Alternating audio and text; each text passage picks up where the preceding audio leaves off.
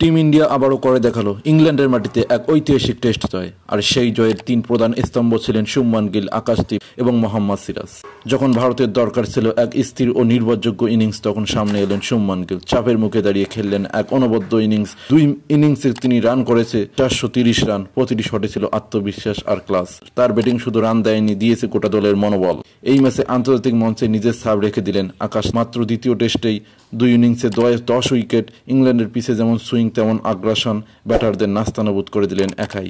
এই ম্যাচের সত্যিকারের হিরো নিঃসন্দেহে আকাশদীপ। অন্যদিকে অভিজ্ঞ মোহাম্মদ সিরাজ আবারও প্রমাণ করেন কেন তিনি ভারতীয় পেস অ্যাটাকের নেতৃত্বে। সঠিক লাইনে বল করে তুলে নিলেন গুরুত্বপূর্ণ 7টি উইকেট। আকাশদীপের সাথে জুটি বেঁধে গড়ে তুললেন বিধ্বংসী আক্রমণ।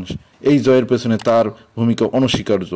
শুভমানের ব্যাট, আকাশদীপের আগুন বোলিং আর সিরাজের অভিজ্ঞ, এই তিন তারকার সম্মিলিত পারফরমেন্স বার্মিংহামে গড়ে ওঠে ইতিহাস। টিম ইন্ডিয়া শুধু ম্যাচ জিতেননি, জিতে নিয়েছে কোটি ভক্তের হৃদয়। আপনার মতে এই তিনজনের মধ্যে কার পারফরমেন্স ছিল সবচেয়ে গুরুত্বপূর্ণ?